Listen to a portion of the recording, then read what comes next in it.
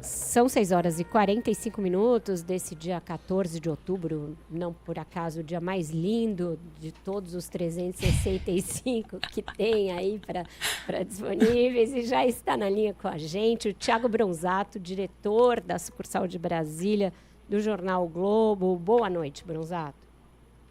Boa noite para aniversariante do dia, que já deveria estar em casa, procurando as velhinhas, né? Ou no Gil, né? Ou no Gilberto Gil, também era uma opção. Exatamente. Boa noite, Evelyn. Boa noite, Carol. Prazer estar aqui. Oi, Bronzato. Oi, Bronzato. Boa noite.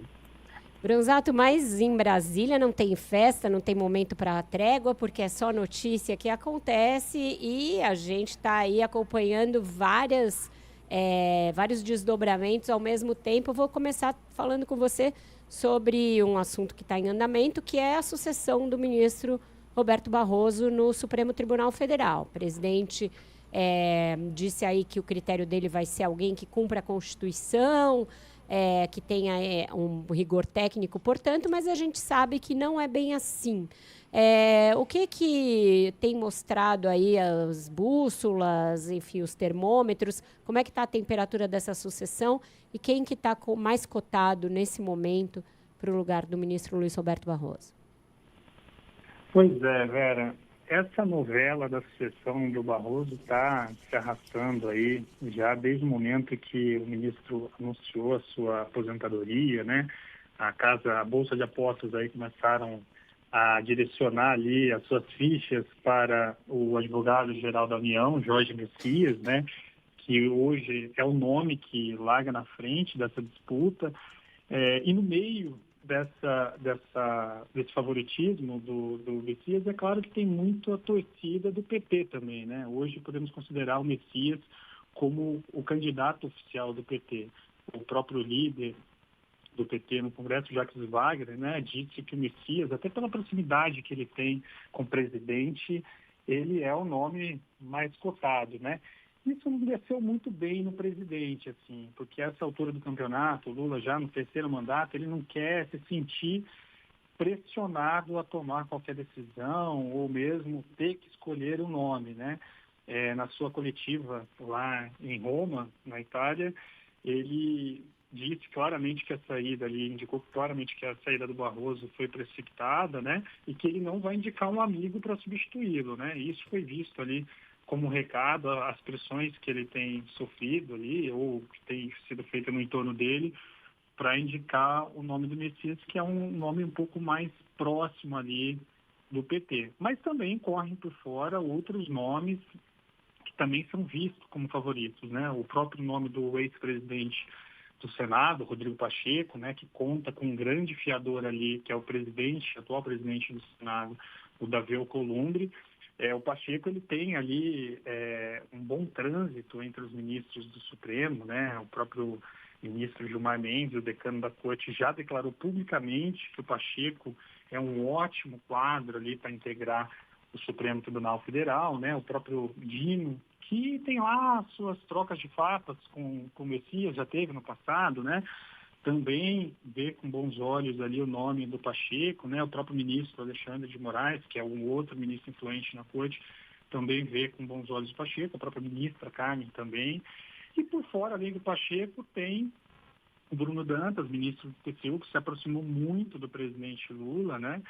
E também do ministro-chefe da Casa Civil, Rui Costa, e tenta costurar por fora ali a sua candidatura, né? Ele iria se aposentar do TCU, mas acabou adiando a sua aposentadoria com perspectiva nessa vaga. Ele recebeu alguns sinais que ele poderia estar ali entre os cotados e resolveu esperar para ver. Então, esse é o cenário hoje que se desenha, mas tem um porém. Os candidatos eles estão muito receosos de fazer qualquer movimentação que seja mal vista pelo presidente Lula. No passado, quando o ministro Dino foi escolhido, o presidente não gostou muito da forma como o Messias se movimentou. Achou que ele se expôs demais, se movimentou muito, pediu apoio, e agora está todo mundo dentro da casinha ali com medo de desagradar o presidente.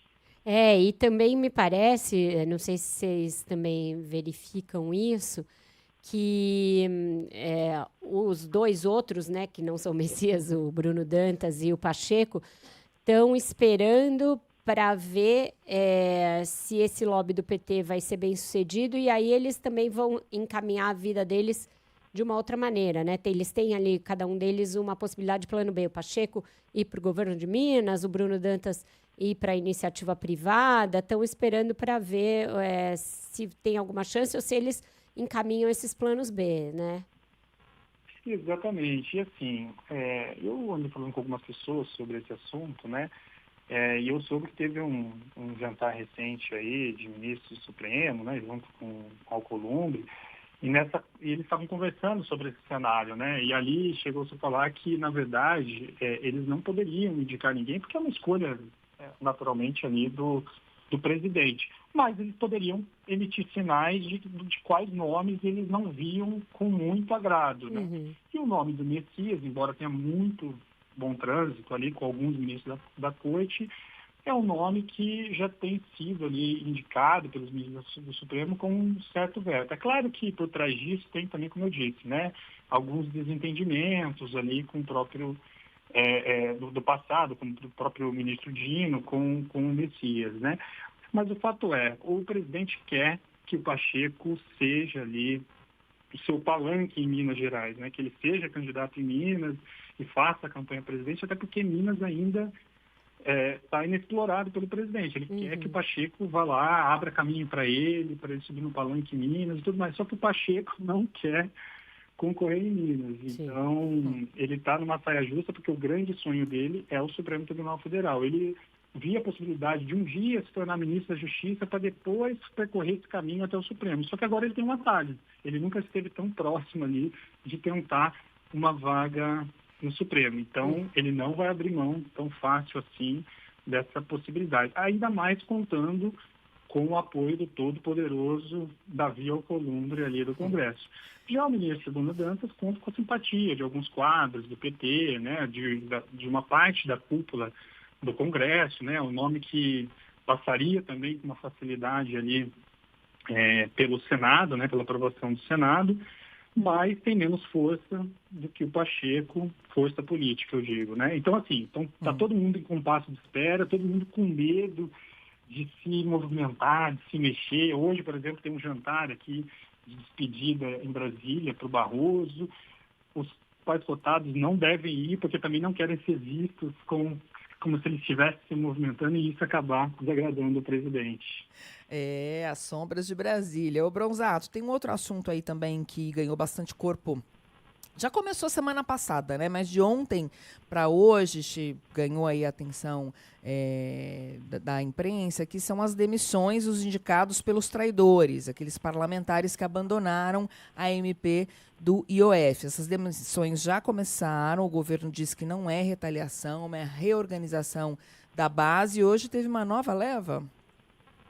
Pois é isso mesmo. Olha só, isso, assim, a gente lembra muito do momento do governo Bolsonaro, que foi promovida uma despetização no Planalto, né? Quando então o ministro-chefe da Casa Civil, o Onyx Lorenzoni, falou que ia demitir todo mundo que fosse alinhado ideologicamente com o PT, que tivesse qualquer relação com o PT e tudo mais. Agora, no governo Lula, está em curso uma descentralização, né?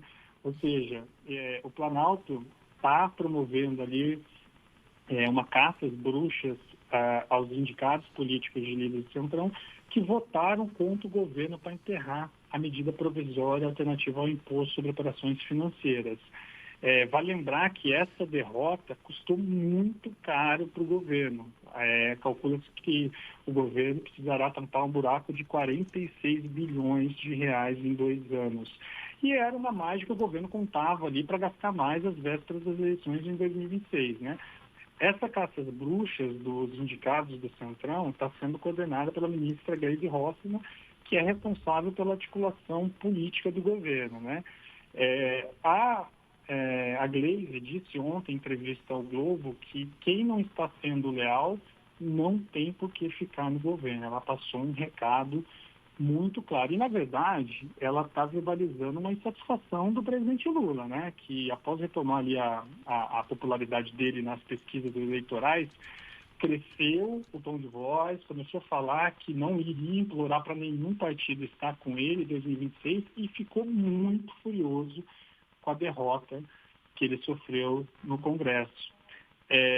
O ministro do Turismo, que também é oriundo do Centrão, o Celso Sabino, ele fez ali um resumo lapidar do sentimento do Planalto nesse momento aí com os indicados políticos do Centrão, né? Ele disse que não dá para ser casado e ter vida de solteiro, ou seja, ele está cobrando ali também apoio dos partidos que compõem ali a base do governo, né? Obrigada, Thiago, por hoje. Fica já o convite para você voltar. Sei que você andou de férias, né? Essa coisa aí, né? Maravilhosa, mas agora que já voltou, fica o convite para voltar sempre. Até a próxima. Obrigado, velho. Que você aproveite muito o seu aniversário, viu? Feliz dia aí para você. Uma boa noite para a Débora também, boa noite para a Carol e boa noite para os ouvintes. Obrigada, Thiago. Boa noite. Até.